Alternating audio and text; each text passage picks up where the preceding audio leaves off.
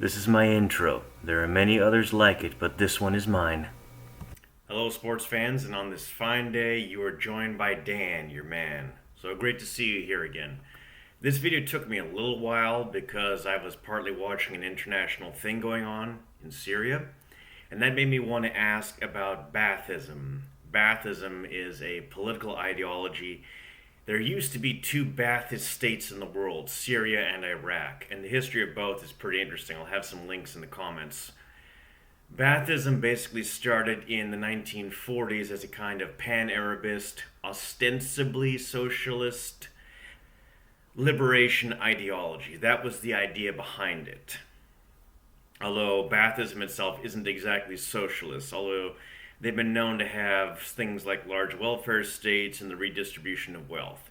Baathism is not actually socialist per se. At its most left wing, it's kind of, you could say, democratic socialist, which is to say the fake kind of socialism in the Nordic countries that doesn't actually end capitalism or even really want to end capitalism. And the reason I'm bringing this up is because about a couple of months ago, when Assad fell, we had to retire a funny meme. Who must go? Well, I'm sorry, Assad had to go. His mother called him in for supper. But that really got me thinking. The fall of Syria really took a lot of people off guard because Bashar al Assad and his government had hung in there for a lot of years, since I think at least 2011, maybe 2014. I know that 2014 was when Russian intervention started happening in that country, but it happened earlier in 2011 with the Arab Spring. So Assad had held on for years, and for a while, like, everyone and their mother was trying to weigh on it because it was such a surprise.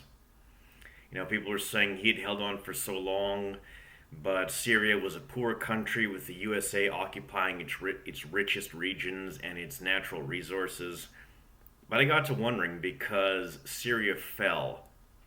But there have been small socialist countries like DPRK or Cuba that have been under crippling embargoes for decades and who have very few natural resources that have held on for longer than Syria did and maintained control. So that was what really got my interest going in Baathism.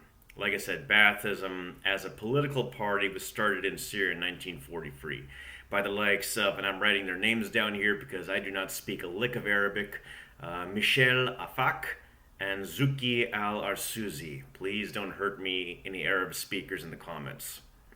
So these men ostensibly were the founders of Baathism. In about 1953, the Baathist Party merged with the Syrian Socialist Party. Now, different strains did emerge in Iraq and Syria. They primarily solidified under Saddam Hussein and under the Assad dynasty.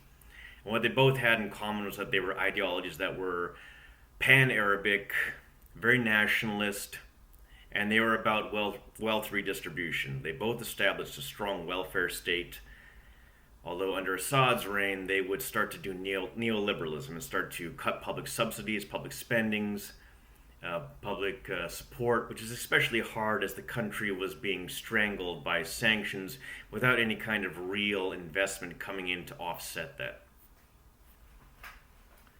So that was how Baathism got its start. And I said one of the things that are important about it is that Baathism was inspired partly by Marxism and by communist parties. Baathism used a vanguard party to come to power in Iraq and Syria.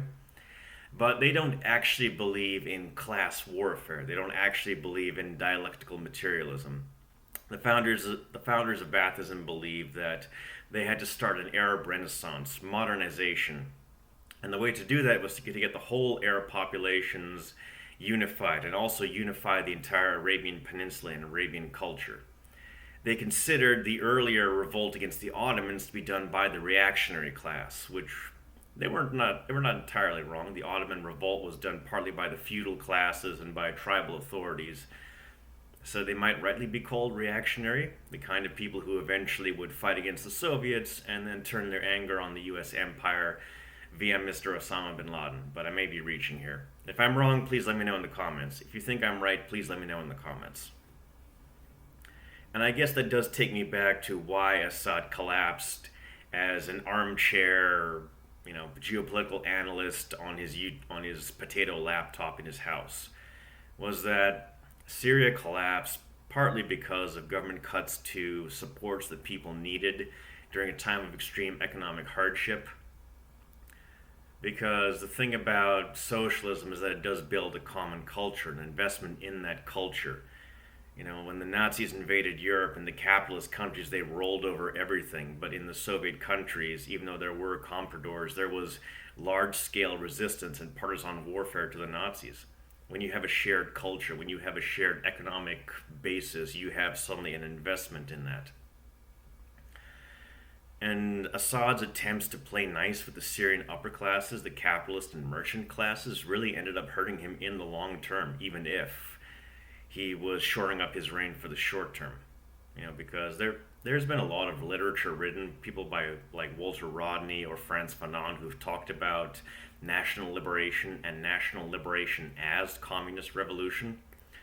The Ba'athist takeovers or Ba'athist coups were not in any way a communist takeover. They weren't even socialist. And the thing is that there really is something to class struggle and class warfare. It's the primary driver of human history. It's the contradiction. You know, the United States is always at war because they have to feed the machine of militarism. That's the only way they can sustain their class antagonisms. Because classes are antagonistic, and you can temporarily put that aside, like China did in their civil war, where they had the national bourgeoisie allying with the proletariat to fight against the Japanese invaders. But those are very specific circumstances. And China does kind of have still now a national bourgeoisie, but they're not in political control of the country. Again, you know, if you think that China's reactionary, say so in the comments. If not, also say so in the comments. But again, like for this very kind of rambling video, I do want to say that Assad fell, like I said, he fell because he failed to have the support of the Syrian people and the Syrian masses. Yeah, he had the support of the, I guess, Syrian aristocracy, Syrian capitalists, but those aren't the people that really matter.